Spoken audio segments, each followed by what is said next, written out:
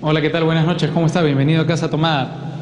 La noche de hoy vamos a hablar de la salud mental, que es tan o más importante que la salud del cuerpo, y lo vamos a hacer con una persona que se ha dedicado durante los últimos años de manera muy intensa a hacer que nosotros los peruanos nos preguntemos si estamos bien del alma, si estamos bien de la psiquis, y lo ha hecho con un estilo muy frontal, no exento de polémica. Carmen González va a estar esta noche en Casa Tomada.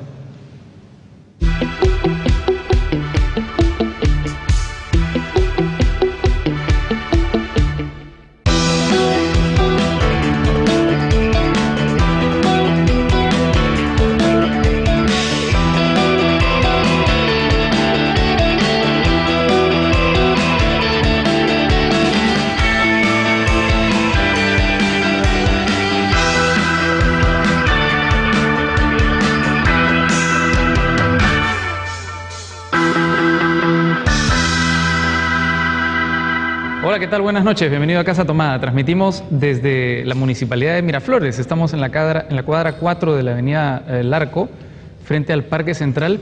Y yo me he enterado, como seguramente se enterará usted ahora que lo cuento, que a este edificio uno puede ingresar libremente y pasear por aquí como si fuese un museo.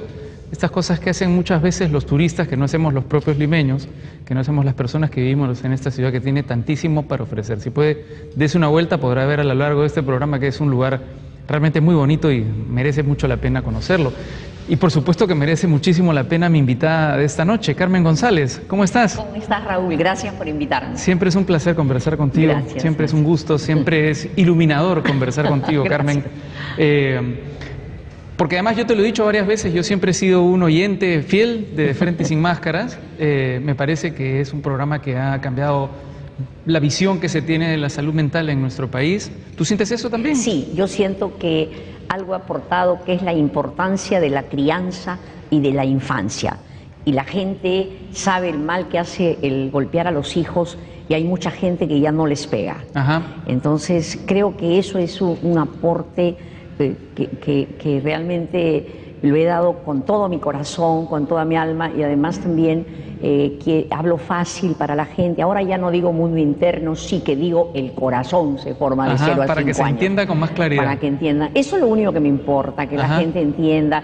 Cuando yo salgo al programa, yo recuerdo una foto de mi madre en una casa muy humilde, en un cerrito, y entonces me imagino también a la gente del Ande que me escucha, que los acompaño y que les digo que el mal que hace pegar a los niños, ¿no? Entonces estoy feliz. Esa es una de las cosas más bonitas de hacer radio, ¿no? Esa es una asignatura que yo siempre tengo pendiente, la posibilidad de hacer radio, porque todas las personas que hacen radio me dicen que es mágica la radio, Mágico, ¿no? Sí.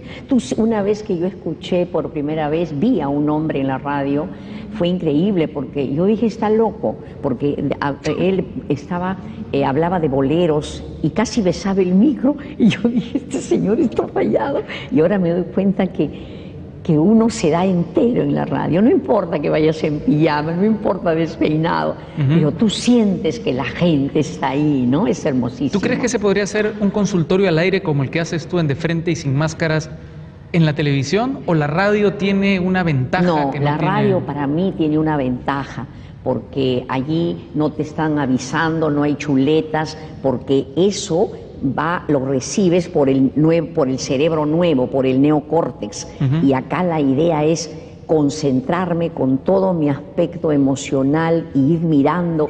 O sea, me sería terrible, me distraería muchísimo. Y desde el punto de vista terapéutico, puramente terapéutico,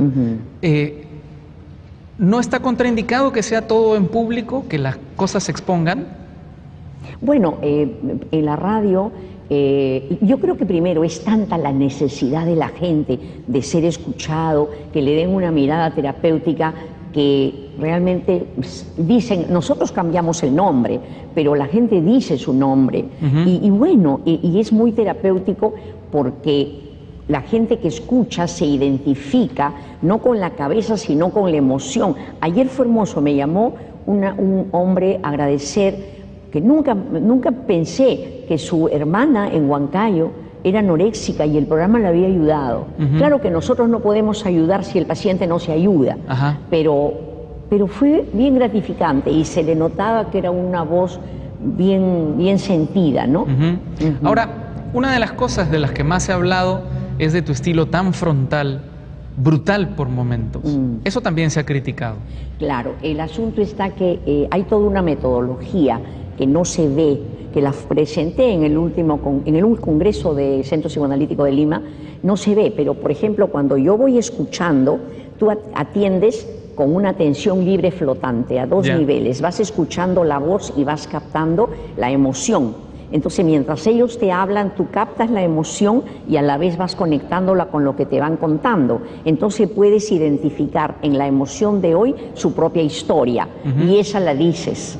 Ahora, que hay situaciones donde te quedas patidifuso, donde no sabes qué decir, y ahí ya aprendimos que eso es la contratransferencia, eso es lo que él está sintiendo. Entonces, de repente puedo decir al paciente: estoy confundida, no sé qué decirte, y es probablemente que tú estás confundido.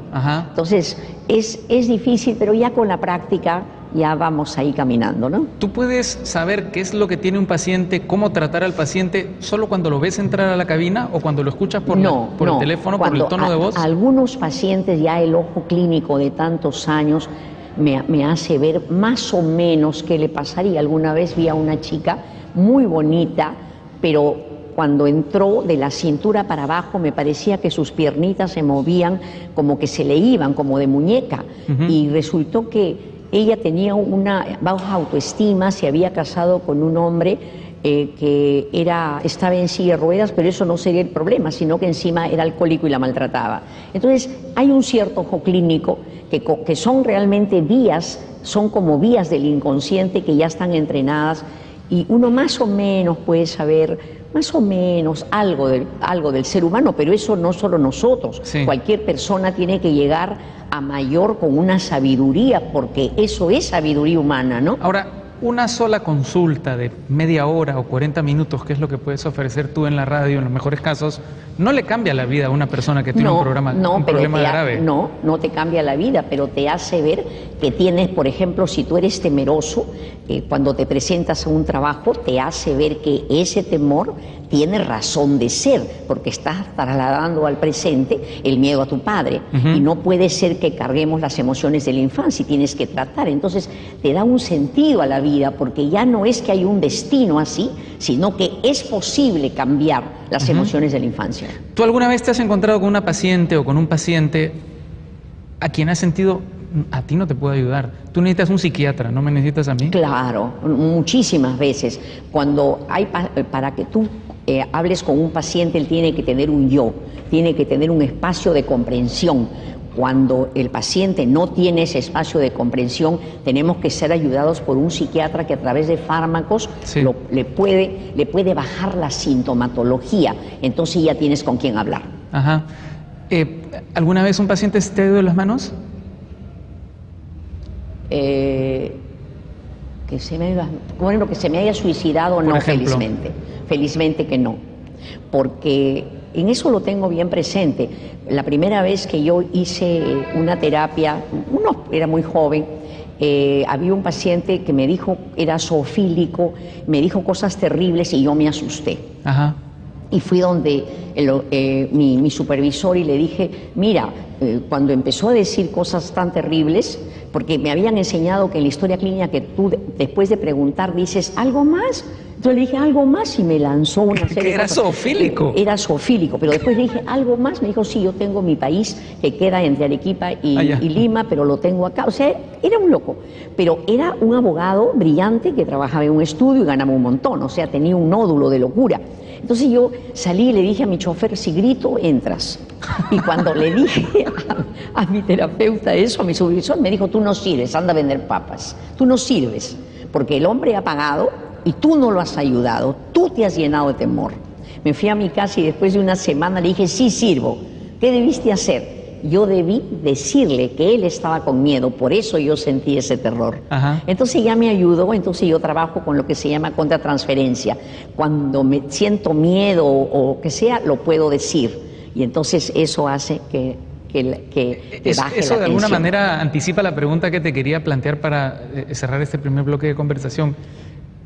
Porque no se trata solamente de que el paciente se vea, digamos, sugestionado, convencido o tratado por el terapeuta, sino que el terapeuta también siente, digamos, emociones, recibe impulsos de parte... O sea, no solamente cambia el paciente, también cambia el terapeuta a lo largo de una sesión. Como dice el doctor Saúl Peña, tendríamos que pagar a los pacientes por lo que nos ayudan. Y importantísimo es poder ver nuestras emociones. Por eso es que tenemos que hacer supervisión, tenemos que tener terapias y tenemos que estudiar permanentemente. Yo a mis alumnos les digo que no hacer eso es, como no hay acto neutro, es encaminarnos a la crueldad, porque a lo mejor con un texto que lees y con una supervisión puedes ayudarlo, y el alma no es para jugar. Vamos a hacer una pausa, Carmen, y cuando regresemos aquí en Casa Tomada vamos a hablar de un tema fundamental dentro de tu forma de tratar a tus pacientes, que es la infancia, ¿verdad? A los niños no se les pega. Vamos a saber por qué ahora, después de esta pausa.